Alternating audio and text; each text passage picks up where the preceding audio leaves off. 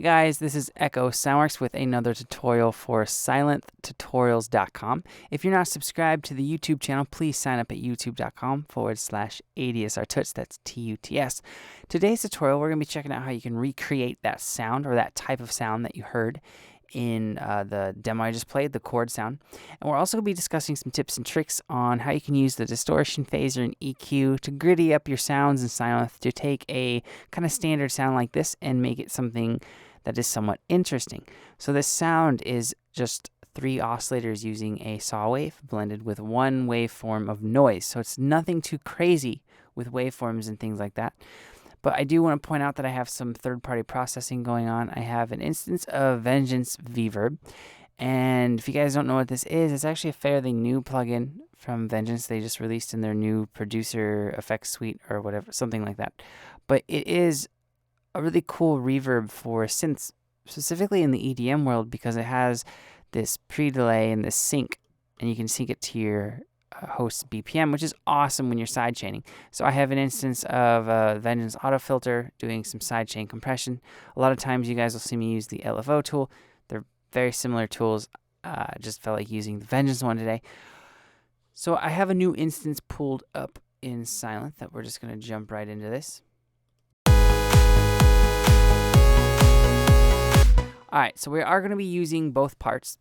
So we're going to be using all 4 oscillators. But first, what you want to do if you want to play chords with more than 3 notes, turn up the polyphony.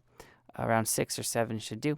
And now let's go down to this mono legato knob, because one of the interesting parts of the sound is that there is kind of this mono glide that you'd associate more with mono sounds that happens with the chords, which I thought was cool. So I'm going to turn it up to 5.57, and now it will kind of scoop in,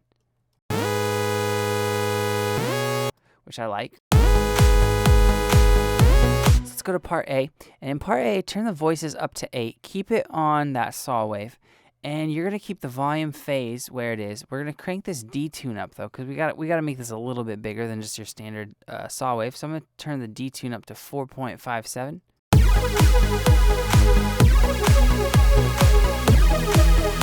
And that's going to make the sound huge already. So then what you can do is with this stereo, you're going to keep where it is and keep the pan in the middle. So let's go to this amp envelope A. I'm going to turn the decay pretty much all the way up. You can play around with it between about 9.83, I think it is, and actually 10, but we'll start at 9.83. And then I'm going to take this sustain, and I'm going to turn this guy down to 8.45 or around there.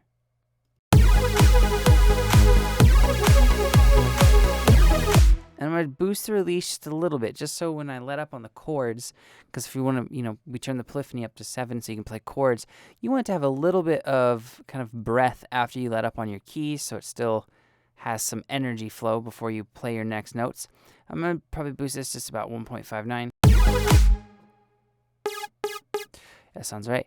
Okay, so let's go to oscillator A2 now. In oscillator A2, I'm going to turn this to a saw wave again. And for the voices, you're going to select 8. Keep it on retrig. Keep the volume where it is, but we are going to turn the phase up just a little bit so it has a different phase start than the first oscillator. I'm going to turn it to 72 degrees, so it's not a huge change, but it kind of helps make it a little bit more interesting.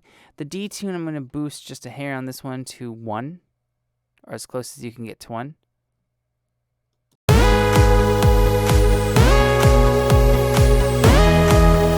Alright, so in oscillator B1, you're going to keep this waveform as a saw, crank the voice count up to 8, keep the volume and phase where it is. The detune, you're actually not going to boost on this one. We're going to keep it down at 0.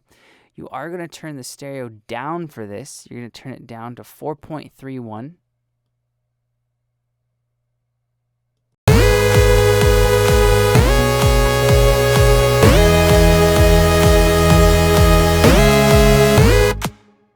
Alright, so let's go over to the amp envelope for part B now. This is going to be a little different than the first one, than amp envelope A. So I'm going to turn the decay up to 7.50. I'm going to solo part B real quick.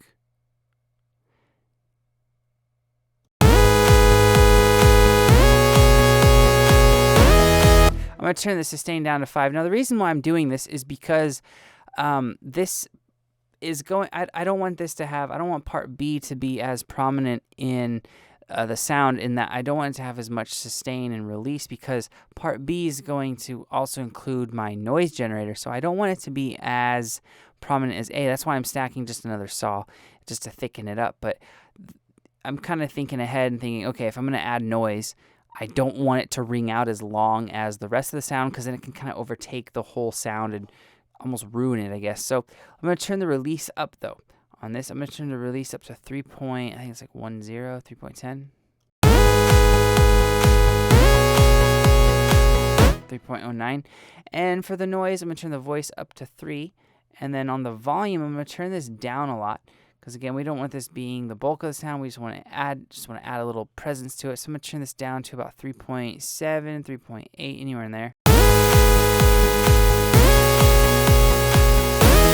All right, so let's go to our main mixer now, and I'm going to turn the mix A up. Like I just mentioned, the bulk of the sound is going to be coming from part A. I'm going to keep mix B where it is. I'm going to keep it at 5. Actually, I'm going to turn it to 5.63. And mix A, you're going to go up all the way to 10. So I have mix B still soloed, so let me unsolo that, and here's part A and part B together so far.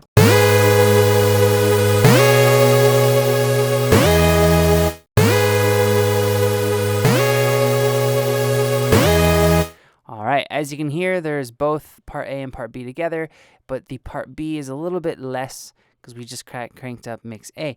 All right, so that takes care of the oscillators. Let's jump down to the filters, which are important for the sound. So I'm going to go back to part A, and in A, I'm going to make sure it's input select A for my filter, and I'm going to select this bandpass filter, and I'm going to keep the cutoff pretty much about where it is. I'm going to turn it to about 103 hertz, which should be where it should be by default. Turn this resonance up, though, to give the sound some more nasal quality.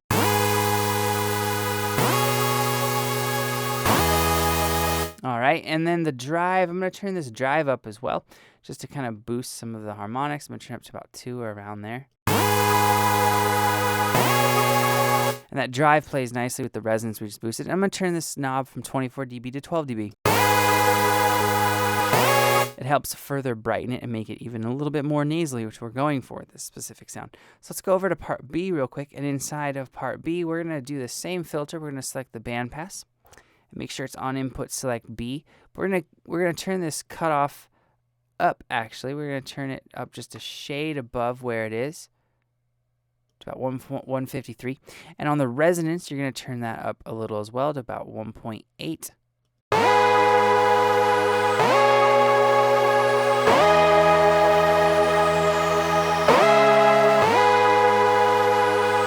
All right, and do the same thing with the drive that we did in the filter A. I'm going to turn this up just a hair. Keep it on 24 dB. We want this one a little bit darker sounding. So here's part A soloed. And here's part B soloed. All right, let's go down to the master filter control now. So in the master filter, the cutoff, you're going to have it at 126 hertz. So turn it down just a shade from where it is by default. Or if you can get, yeah, right there, 126.76. The resonance, you're going to turn this sucker up to 5.76 or anywhere around there. And the key track, you're going to boost a little, which key tracks where the filter is in relation to your keys that you're playing. And turn on this warm drive. All right, so the sound is starting to come together. I'm going to turn on my third-party effects now.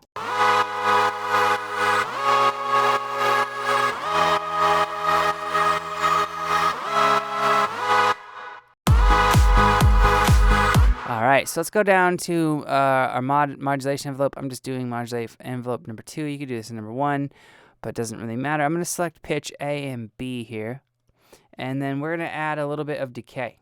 So boost this guy up to about 1.84, and then what you're going to do with that little rotary knob, you're going to turn it up because you need to actually engage the sound, and I'm going to turn this up just to 0.19, so just a little bit.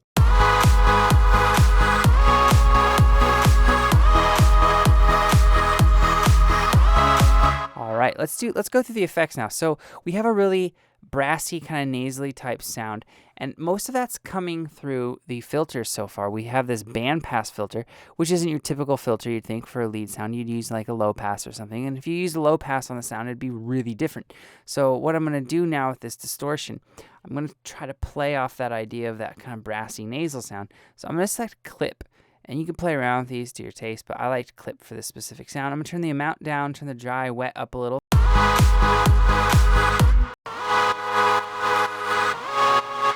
And then I'm going to turn on the phaser. I actually really liked how the phaser played with this sound. So turn it on, activate it with a little check mark. Center frequency and spread, keep where it's at. Left, right offset, keep where it is. And keep the width all the way up. Keep the, we're going to turn this LFO rate down. We're going to turn it to 8/1D for dotted. So it's near the bottom. And then the LFO gain, you're going to turn it down. Because what we're actually going to do is modulate this a little bit. So I'm going to turn it down to 0.05. The feedback you're going to turn down to 3.3%. So we're just using this as a subtle kind of stereo enhancer, I guess. So there's 3.3. And the dry wet we're going to turn down as well. I'm going to turn this down to 17.6.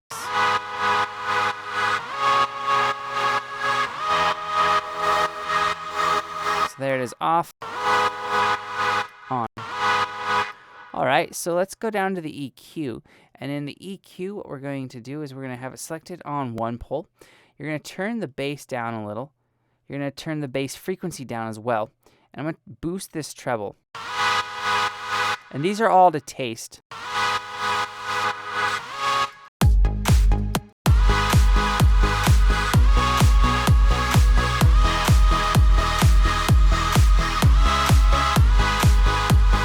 All right, and then I had some delay on this sound. And you can, of course, do this all to taste. That's not going to really shape the sound. And you can actually even apply a little bit of reverb inside of Sylenth if you want it more of a wet type of sound. And you could also, of course, do some compression.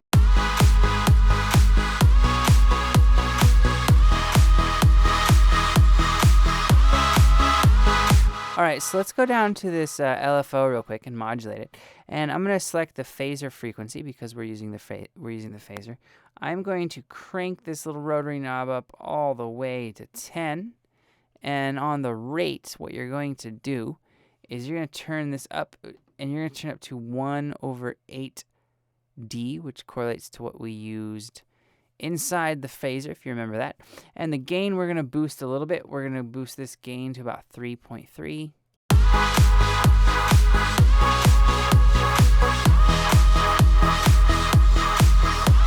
And I'm going to turn up the offset. Makes it a little bit more subtle. But this is why we need to keep this synced, because if we take off the sync, then these values have a hertz value, and we want them to definitively have a note value. All right, so that pretty much squares away the sound. Like I said, it's really cool to play around with the effects inside of Sylenth and the actual bandpass filter and just kind of get a different sound using the pretty basic waveforms that you're afforded inside of Sylenth.